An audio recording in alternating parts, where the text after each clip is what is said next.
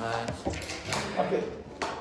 We go to costs. For cost, like I said earlier, cost simply means the amount of money spent by a business to ensure a product is made available for sale. That is cost. We have the fixed cost and variable cost, FC and VC. FC and VC. Why is it called a fixed cost? It's called a fixed cost because this cost does not change as output changes. Your output might change as a business, but this cost will remain the same irrespective of your output. That is why it is fixed. So I wrote, these are costs that do not change as output changes. Examples are the salaries of workers.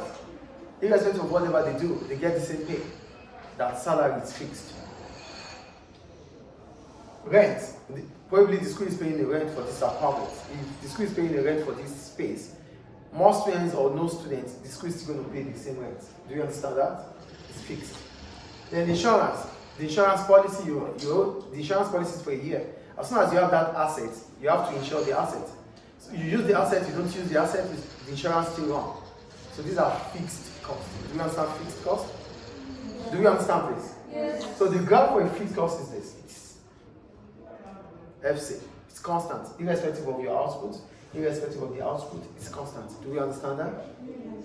However, a firm might, so there's a point. A firm might want to increase its capacity in the long run, not in the short run. In the short run, it is fixed. But in the long run, a firm might want to increase the equipment, the capacity, the land, or the premises it uses. At that point in time, it will incur more cost. So that makes the fixed cost curve to become stepped. So there's going to be a step ahead of it.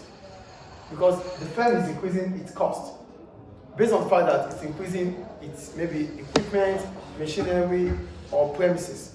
So at that point in time, it has a step. Then it will become constant again. Do you understand what a stepped fixed cost is here?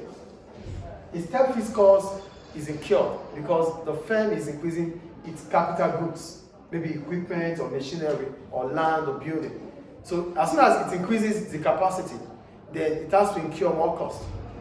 So that changes the fixed cost graph to this. It becomes a stepped one. Do you understand the fixed cost graph and the stepped fixed cost graph now? The difference is that this situation shows that the firm is increasing its investment in capital goods. So more costs are incurred. But as soon as this occurs, it is expected that the average cost of production for that firm reduces. Get the point here? If a firm is incurring more cost because it's increasing its capacity, probably the office space, it will incur cost at that point in time. But that cost it's incurring will bring about a fall in the average cost of production. So there is a cost to bring a fall. Yeah, it will bring about a fall in the average cost of production. Because it is expected that as soon as this happens, the firm or the business becomes more efficient. So if you are increasing the capacity of your firm, or you are buying more equipment, it would have meant that you felt buying more or investing more will increase your efficiency. And if your efficiency is increased, that means your cost of production should fall. Is it clear, please? Yes. Great. Then we have the variable cost. Why is it called variable cost? It is called variable cost because it changes as the level of output changes. So a variable cost is that cost that change as the level of output changes. Example are wages. The wages you pay. So if I'm being paid based on the hours I work, so if I do more hours, I get more pay. So this increases. And if I do less hours, I get less pay. It's not the same as salary. For salary, it is fixed. But wages are not fixed. It could be time rate or piece rate. Based on the output you produce or based on the time you spend at work. So if your time increases, the amount of money you get increases. So that is the variable cost. Do we understand? Yes. So as output increases, the cost increases. That's a variable cost. Any question about variable cost? Good.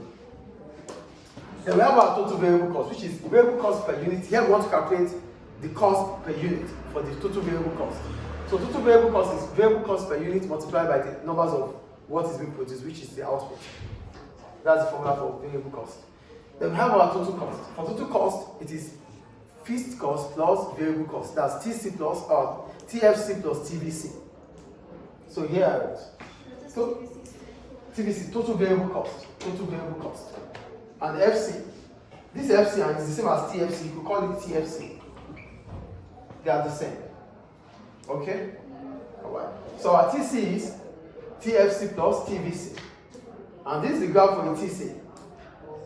This for the variable cost. The combination of these brings about this.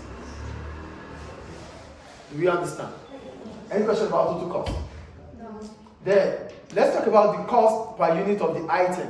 Remember I said earlier that as soon as you increase the capacity of your firm, that means you are expanding.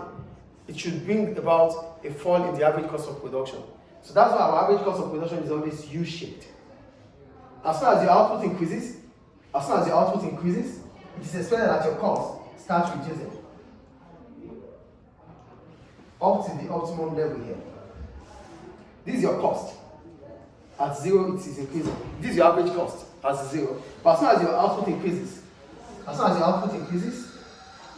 your average cost starts reducing. Do you understand? Do you understand AC here? So the formula for AC is TC divided by Q, which is output. Is it clear, guys? Yes. And it is U-shaped. Why is it U-shaped? It is U-shaped because it is expected that as soon as our output increases, the average cost starts reducing. Clear? Thank you. You got that? Yes, yes.